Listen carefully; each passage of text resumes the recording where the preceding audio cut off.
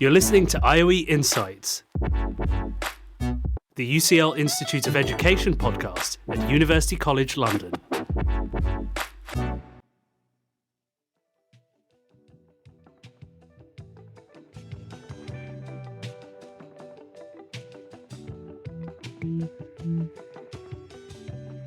This is Academia SR,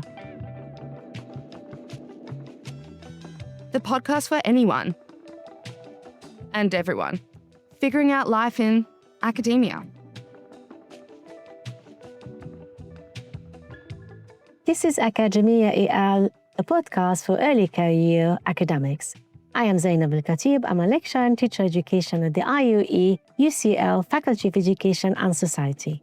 In this series of episodes, we are going to hear stories about academic journeys, achievements, and legacy, which we hope will inspire you to embark on your own adventure as an early career researcher.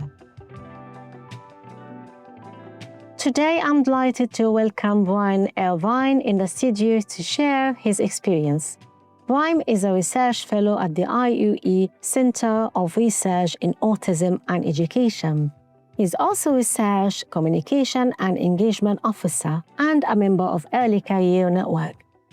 Brian, welcome to the podcast. Hello. Dr. Brian, welcome to the episode. Oh, it's so nice to be here. It really is. I'm you. quite excited about this. Of course, we're all excited to. Thank you so much for joining us.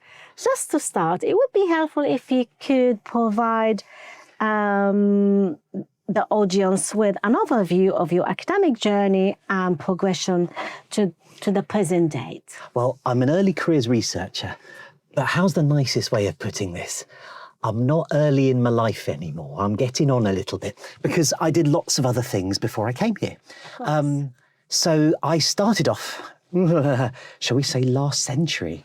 Last century, I trained as a teacher. Wow. Back in 1996-97 at Oxford University, and I trained to be a religious education and philosophy teacher. Excellent. So for those of you outside the UK, RE, religious education, is one of those slightly mandated subjects that no one in their right minds wants to teach, and hence the perfect thing for me to try and get across to 16-year-olds. This whole idea that we can interrogate the world around us to actually develop meaning and somehow, through the mediation of our teachers, make some sort of sense with the wonderfully weird world in which we live. That was a long time ago. So I did that for a few years. Then I had babies. Not personally, but we had babies. And then I stayed at home to look after the kids. Right. So I spent...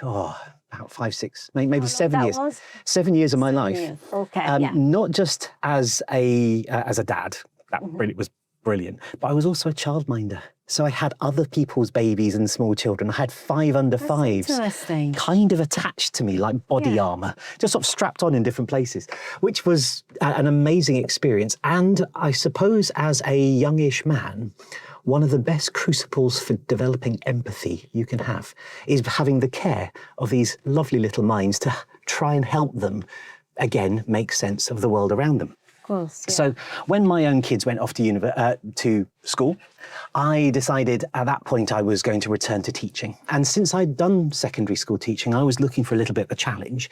So I became a teacher in an inclusion unit for autistic primary school boys and girls. And that was something I went into with very, very little knowledge or understanding, or for that matter, training. But somehow I still got the job and spent, it was maternity cover, so I spent nearly 2 years there, actually working alongside 10 young primary school kids as they tried to become part of their school community. Mm-hmm. And it was... That was just amazing. It was brilliant. It was one of those almost pivotal times. Yeah, yes, I can imagine. And having been quite an exuberant secondary school teacher, wanting to teach critical thinking in particular, I had to learn to switch off Brian so that my being, my personality, didn't overflow and stop the vocalization, stop the ways of explaining themselves to the world that these young kids were part of. So it really was almost a meditative practice just to bring back the enthusiasm. Hard to stop being you, and it was a different form of me. So still me, Yes, of course. but me that was paying more attention to the world because I needed to. And one of the things that I spotted back then was that these young children that I was working with had a beautiful relationship with the world. They were seeing more than I was. They were hearing more than I was. And it did mean they could access more of the beauty of the world. But the other side was they could also access more of the ugliness of the world. And that position, I couldn't take it any further. My wife moved jobs and she gets a house with her job. So I had to move jobs and she moved to become a chaplain of a university. And at that university, we were there a few months during which I'd started to develop iPhone apps for helping kids get round school, get round shops, how to sort of navigate the world through pictorial exchange communication systems. And what year was that? Oh, this would be back about 2011. Yes, so we're still talking a decade ago. Of course, And so my wife, she became part of a university and they were looking for an autism specialist to mentor autistic university students. Yes. Big change from primary school. So it was still a really new provision that was going, should we say emerging? It was coming together at the time. Yes, I can imagine. So it was still the early days. And so I went and I became a specialist autism mentor. Now, if you are in the UK and you are autistic, you can apply alongside your student loan for a grant, the Disabled Students Allowance, that pays to have an hour or two chatting to someone like me, which is really, really, it's brilliant support. Good to know. Yeah. Wow. So I did that for 10 years. And after 10 years, I suddenly realised there was very, very little written about this, academic reflection on it. In fact, I think there was maybe 6 papers in the entire of the world written particularly about specialist autism mentoring, of which 2 of them had me as a participant. Wow. So there was very little. So I managed to secure some funding to do a PhD in specialist autism mentoring. And I wrote a framework for all mentors. There's about 1,000 of us that work in the UK. And it's hopefully out there to help those mentors think about and reflect on what they need to learn next to go through their journey as they develop this craft, which is a weird thing, but being a mentor and sitting in a room trying to encourage wisdom. There's something. So, teaching, it's not all about the knowledge. A lot of it's about the knowledge. Being a coach, it's a lot about the skills. Absolutely. Being a mentor, coach, definitely. It's all about the wisdom. And maybe between the 3 of us, there's quite a bit of university provision that makes that happen. And for that, wisdom has to be the ability for people to be able to make their own rational choices, to become their own advocates. And I go around now talking with my comms hat on a lot about mentoring in higher education. I also am a researcher on the Superior Perceptual Capacity in Autism project. Wow. Which is, and it That's goes, a lot, isn't it? It is. I sleep well. That's what I do. I crash out big time. But bless, I do it all by doing it in 4 days a week. And actually having an extra day of rest allows me to do my research stuff and my community engagement kind of stuff as well. So the research itself is looking at the specificity and universality of perceptual capacity in autism. So as I said, with the kids that I was working with, I could see that they could hear more, see more, sense more. They could perceive more of the world. And there's a whole chunk of data that my colleague, particularly Professor Remington and Dr. Jana Burkett, have put together, which actually shows that autistic people hear more, see more, sense more, feel more. Which it helped you being a teacher back then, isn't it? Yeah. See the insight. Exactly. It was the insight together. Like? Yeah. And fortunately, I don't know, our schools are noisy, chaotic, vibrant places. And Where was it? Was it in London or? It was just outside of London, just outside the M25, not a million miles away. Just about far enough outside of London where you have to buy a tweed jacket to blend in with the natives. Oh dear.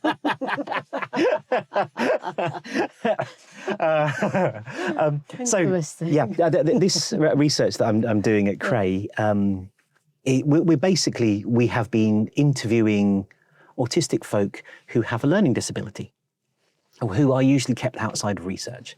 And we do EEG experiments with autistic folk with a learning disability who are definitely left out of research in that kind of area.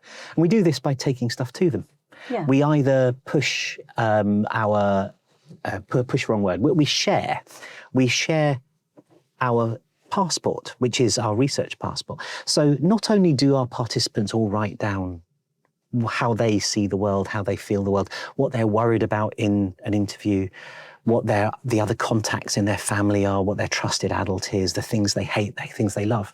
But we as researchers, we fill in ours as well, and they get to know that I really like a band called The Cure. That's more of a collaborative work, isn't it? Sharing. It does. It tries not to... one-sided, it's holistic, isn't it? It is. It tries to balance that power dynamic of interviewee and interviewer. So my colleague, Freya Elise, had a paper out with the whole team a couple of months ago. Really worth your read. That's a good time. Of course, I will. My other colleague, Jana, she and some of the interns that come to work with us at Cray have been going into schools and have been taking EEG stuff into schools. And actually, the folk that they've been working with in sort of 16 to 25-year-old provisions have just done an amazing job of being able to help each other put on the EEG helmets and doing it collectively. It's a much more gentle way of doing stuff that tries to get rid of the power pandemic, isn't it? I can imagine. Indeed. So, and it makes your data more valid as well. Yes. Because they're more honest, it's more transparent. And it also helps us to think about the universality of this perceptual capacity. Yeah. So far, we only knew the autistic people who would tell us about it had this way of seeing more and hearing more and feeling more. But now we have, I think, reasonable data that says this is part of what it means to be autistic deep down, no matter whether there's a learning disability or not. Yeah. So really exciting stuff. I'm definitely going to read the paper, definitely. Yeah. Looking forward for it. Thank you. That was a really long answer. Really there we go. interesting. No, it's good. I did. This is the problem when you're an old and you're an early career researcher. So unpacking the background. Excellent, lovely. And that actually takes us very smoothly to the next topic, if you will. Did I segue it nicely for you? Yeah, very nice. Absolutely. You touched on a lot of elements here. Which professional accomplishment, which you have touched on it already, or initiative, do you consider was the most significant to date? You've mentioned so many of them. I will say being a dad, it was the only time where something happened where I realised there was an ontological change, and that was fatherhood. And it changed the way that I saw the world. Changed your direction in life, isn't it? I will also say I probably gained a few empathy points along the way as well. I was, as many young men are, had the emotional depth of a teaspooon. Yeah. And suddenly your own babies come on. Yeah. And you grow your life to being yourself. Oh, it really does. Of course. Yeah. So they're the ones. Priority changes very much. Yeah. Yes. It goes away from being priorities about the self. Yeah. To priorities about facing outwards, which changes how you think about the entire world. So I now have colleagues. In fact, one of the reasons I ended up at Cray was because there was a maternity leave. And so I came in just to sort of help fill a gap. And it's children related again, isn't it? Yeah, it is. But also, I see in my colleagues who are academics working at university with little children, it makes them better. Happier, I guess. Not sure it makes them happier. I mean, if you come across children, they're screaming monsters. But there's something that makes them fuller as people. And actually, I think UCL does a reasonable enough job. Yeah. Of course, we could always do better, of supporting particularly mums, but sometimes dads as well. Yeah. How we juggle these ways of being, which is about passing on who we are to the next generation in very, very straightforward ways, but also about how we try to make the world better for the next generations to fill it up. And, I definitely being a dad. Yeah, but also I want to expand that to if there are early career researchers who are thinking about parenthood, it shouldn't demolish who you are as a researcher. It should build it together in a really quite constructive way. Yeah, definitely, because you have that purpose, isn't it? It is. Aim in life. There's a lovely paper that came out last year which looked at life satisfaction versus life purpose. And they found statistically those who have a purpose have a better quality of life and potentially even live longer than those who just have satisfaction. So we're not talking about a satisfactory life. We're not talking about being satisfactory researchers. We are talking about having purposes in not just the things that we research, but our wider lives as well. Of course, it's all interrelated. If you think about it, you can't separate it from two, isn't it? Being a researcher, being a father, being a mother, and so on. And that's why I get straight into assemblage theory, where everything's interrelated. So much. Yeah. Honestly. Particularly, you know this as an education researcher, trying to pull things apart. It's difficult. It is. It's not meant to be separated. No, I think so. I do like the whole concept of not just the sort of underground, the correlating rhizomes of all culture and being, but the way that sometimes things encroach upon other territories. So, I knew this as a teacher. This is going to date how long ago I was a teacher. Tamagotchis, those little technical eggs that you used to look after as small chicks. I do, yes, of course. And suddenly they became part of the school fabric, and I had this box which my form would leave their Tamagotchis in, and I'd help feed them at break time and lunch times. I didn't think teachers that just let virtual pets die. I didn't think they were doing a good job. So we would do that. But then we got to talk about parenting, we talked about care, we talked about empathy, we talked about love in classrooms. And it was and that. you can relate it to science as well, so science education. Indeed. Yeah, well, I was a philosopher. Don't ever try and get me to do stuff on science. What is knowledge? It doesn't ever work. But this sort of ebb and flow of what is important to children's life and part of education, I think assemblage theory is a really good way of thinking about it. Fortunately, it doesn't have any clear answers. No, that's why we research. Yeah. We'll continue to research to find an answer. I was having a lovely chat with a colleague just before I came here, who's going to go into a school to talk about research itself. He will be interviewing some of the young people there. And he was going, wow, what do I do? Do I go and tell them we're researchers, we don't know anything? And I said, yes, exactly. They've got teachers in their life who are supposed to know stuff. Go in there. About the school life. Yeah. Go in there and be the researcher who says, fundamentally, we're not sure. And actually, that kind of honesty will have them on your side before you know it. Yeah. And that's the whole purpose of the research, to find out. Exactly. Exploring, examining. Yeah, and then once we found it out, we wait 2 or 3 years and we realise we were wrong. Because another research comes along. Oh, yeah, it does.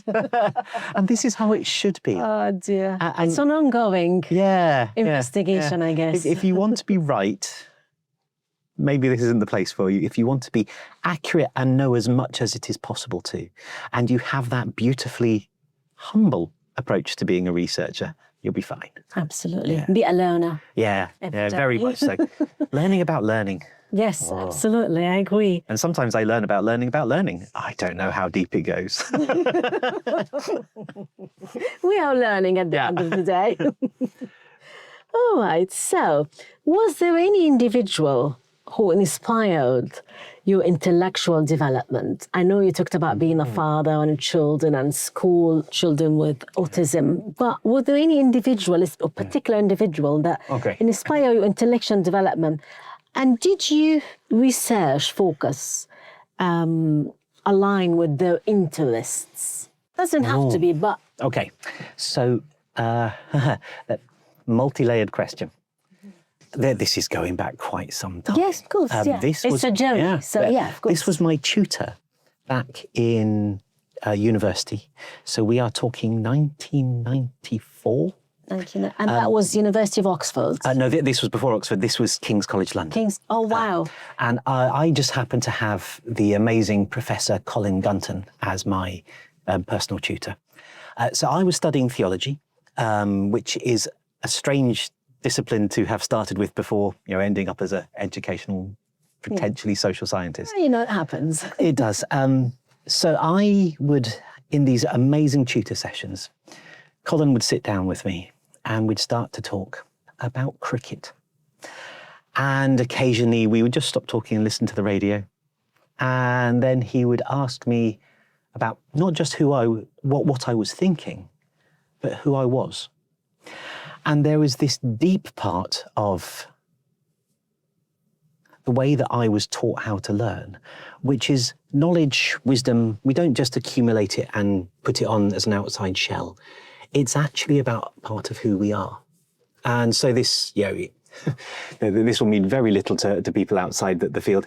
A great Bartian theologian who, at the heart of his thinking, it was all about how things could become apparent, how we can't always enforce knowledge upon stuff, but sometimes the world as we know it opens up to us.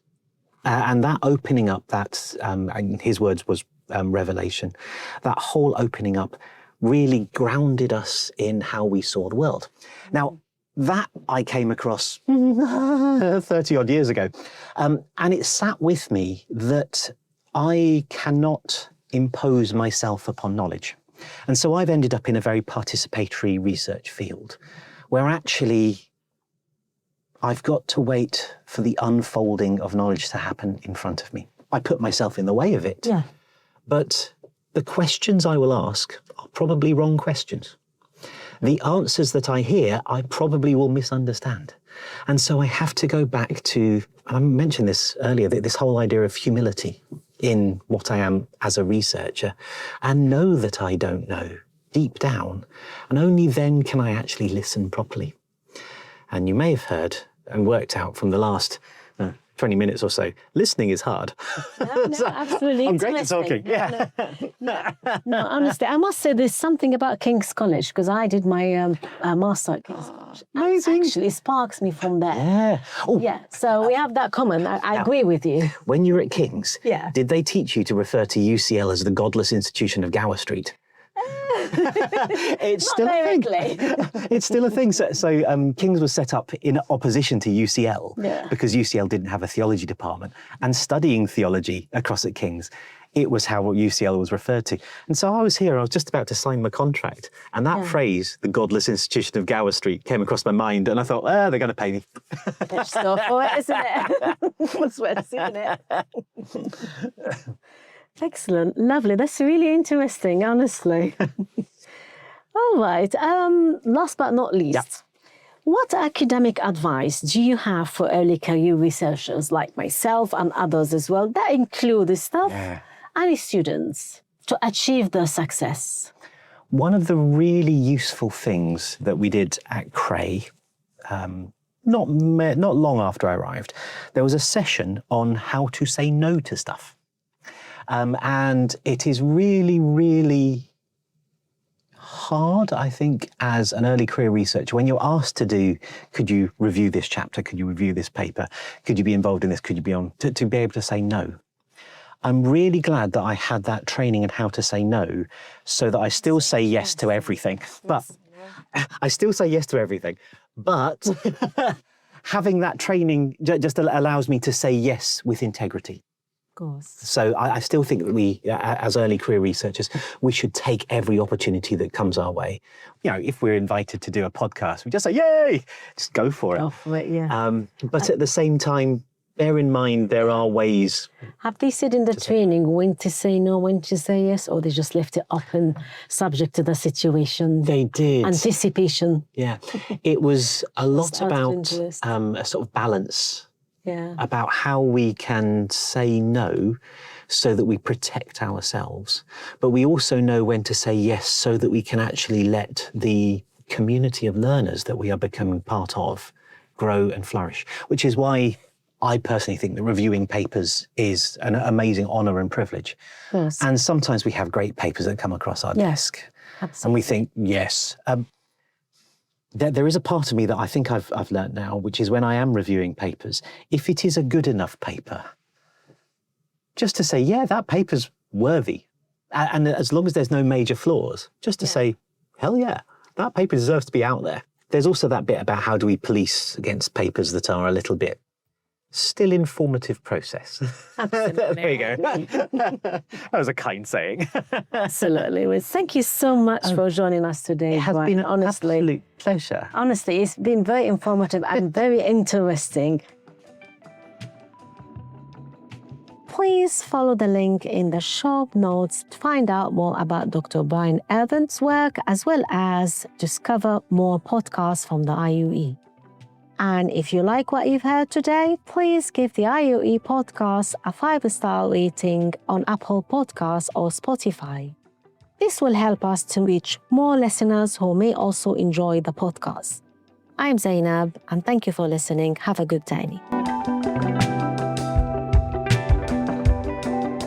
Academia et al. Is brought to you by the IUE's Early Career Network and IUE Marketing and Communications.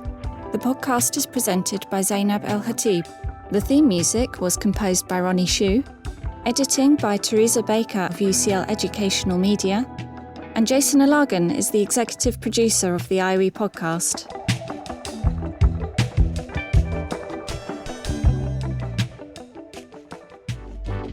Thanks for listening. Search IOE Insights for more podcasts from the IOE.